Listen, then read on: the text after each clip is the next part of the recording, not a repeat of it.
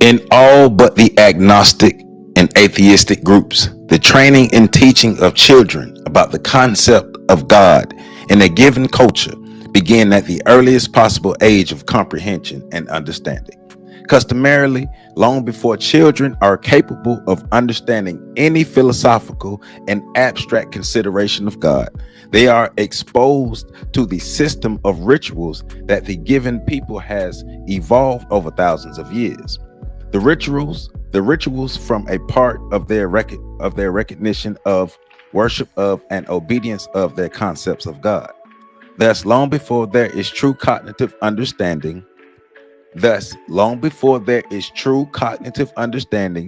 there is participation in the practice of recognizing God.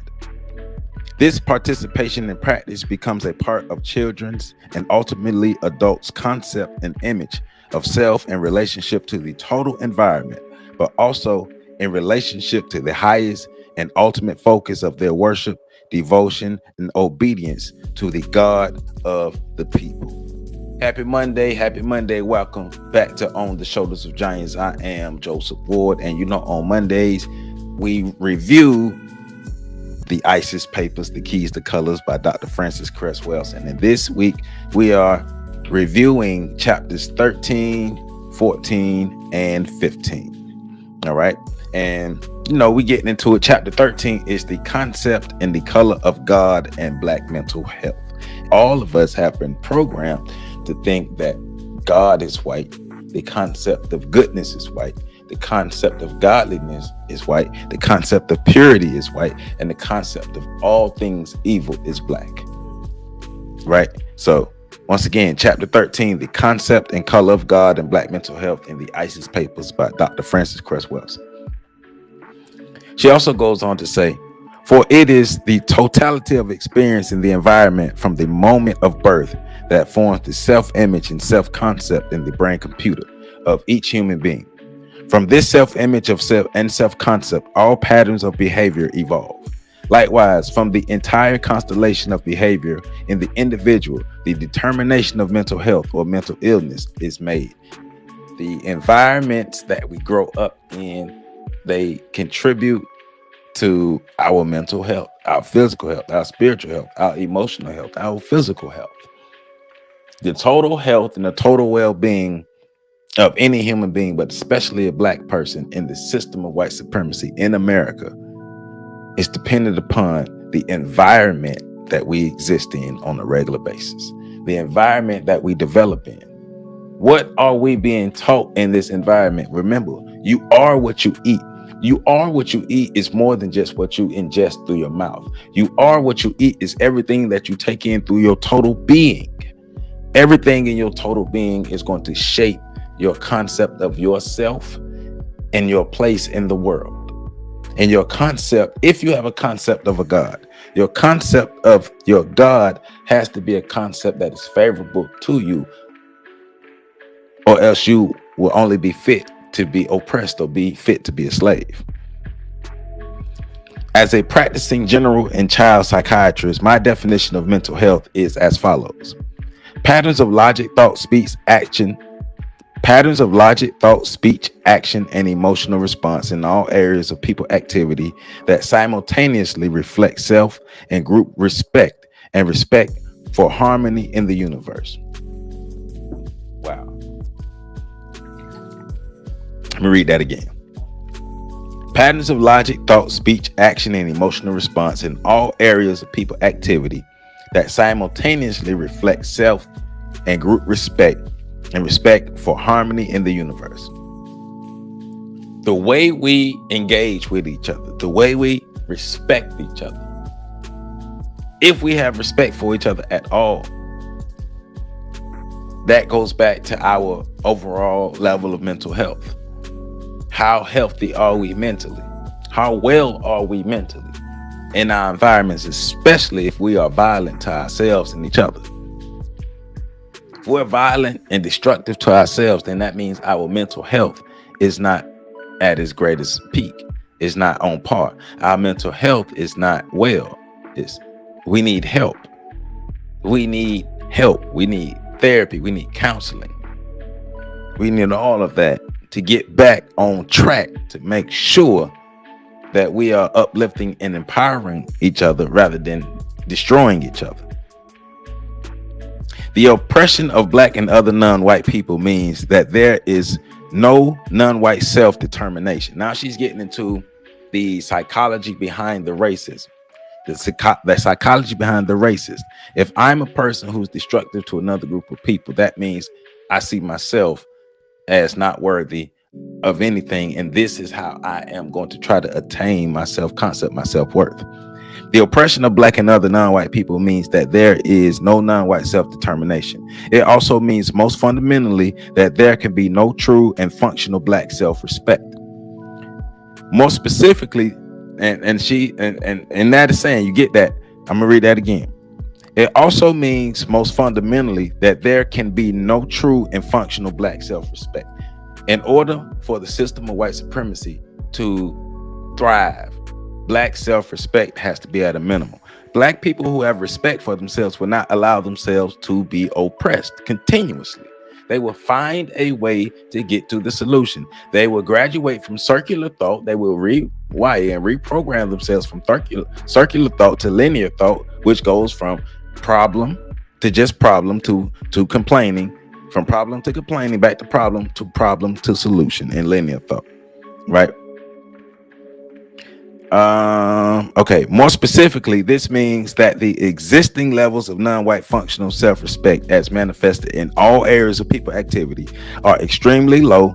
These low levels of functional self-respect imply that the self-image and the self-concept are more negative than positive. Likewise, the impact of non-white individual and collective behavior in and on the local environment is more negative than positive, right? And we can see that the overall degrading of the environment overall. They literally destroy the earth to try to be powerful. They're literally willing to destroy the earth to gain power. The overall environment is in decline. No matter how good it may look, the overall environment is on a decline. That is because white supremacy. White supremacy is all about destruction. White supremacy is all about destruction at all cost. To have a negative impact on the total environment is a manifestation of behavioral powerlessness. To have a negative impact on the total environment is a manifestation of the self-image and self-concept as powerless. To have a negative impact on the total environment is a manifestation of having been shaped and molded by the total environment into a functional inferior through the process of inferiorization. The process of oppression is to mold the victims of oppression into functional inferiors. Because we feel inferior, the only way to feel better about ourselves is to make others feel even more inferior than we do. So we will go out of our way to oppress the non-white people of the world. So therefore the white minority can have the power of the Black majority.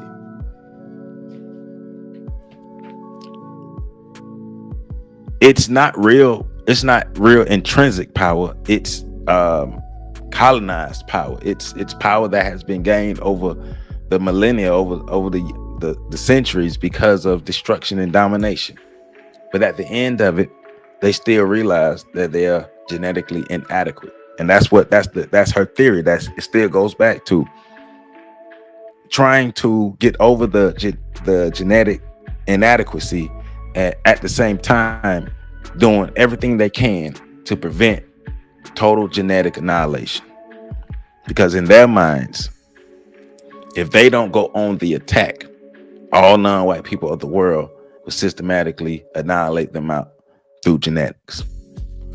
The concept and color of God are focused on most strongly in the area of religion, although all areas of people activity overlap, influence, and fuse with one another. The global white supremacy system evolved a religion referred to as Christianity. However, it is referred to most appropriately as the dominant pattern of religious thought generated by the white supremacy system. Religion is a tool used by white supremacy to conquer the earth. to make sure that genetic annihilation doesn't happen. So we're going to use religion as a tool, and religion is going to be something that's going to make our enemies not only see us as God, but make them passive. Absolutely critical to the white supremacy system of religious thought was the formation of the image of a white man as the son of God. A white man is the son of God. This white male image then was referred to as Christ. No matter that the prophet Jesus was a black man, because the brain computer functions most fundamentally on logic circuits at the unconscious levels, it automatically computes that God the Father is also a white male. If God is other than white, he would have produced a black or a non-white son.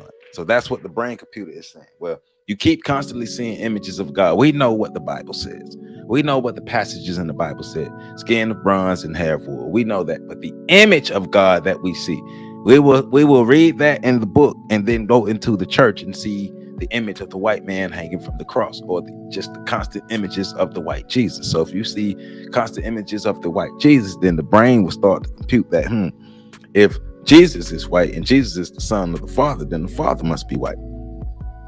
I mean, that only makes sense, don't it? That makes sense to me.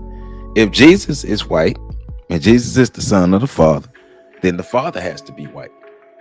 Now, that's the computing. That's the programming. Because if you see God as you see yourself, then you might fight back against your oppressor. Thus, any person programmed to accept the Christian religion, whether conscious of it or not, has the image and concept of God as a white man and the logic network of his or her higher brain computer. You see God as white if you grew up in the Christian system, basically. Unless you have been reprogrammed, you still see God as white. All right? That's the whole purpose. That's one of the whole purposes of the Christian religion, literally being beaten into us and given to us and molded into us. See God as white. See your oppressor as the same color as your God, and you won't have the mindset. You won't have the spirit to fight back. But if you do fight back, then we do have things. Because remember what I just read about black fear, what we just read on Saturday about black fear. If you do want to fight back, then we have consequences for you fighting back. So future generations won't want to fight back. The same as when they take the slave and they take the big black buck and they beat the big black buck down in front of all the other slaves, especially the children, especially the women and the children, because they know that the woman will go out of her way to protect that child. Even if she have to make that child docile, she will go out of her way to protect that child, to keep that child alive. It's the mental programming, the psychology behind the racism. Couple this image and concept of God as a white man with the white supremacy system's formal definition of God as the supreme or ultimate reality, the being of perfect power, wisdom, and goodness, whom men worship as creator and ruler of the universe. Then, of absolute necessity, the logic circuits of the human brain computer have to print out the white man as God, the Father of the white male Christ, is the supreme or ultimate reality. The white man is the being perfect in power, wisdom, and goodness, whom all men should worship, who worship as creator and ruler of the universe. With this unconscious logic circuit of God is the white man firmly in place, white domination over non-white people could last for 1 trillion years. This would be true if this critical and essential logic connection could be implanted and plugged into the brain computer of a sufficient number of black, brown, and red and yellow people who constitute the vast majority of the peoples on the planet. With the white man as God, the non-white global collective would be obedient to the white man always. I mean, what more can I say? I'm just saying, it's right there. How you gonna fight back at something that you see as God?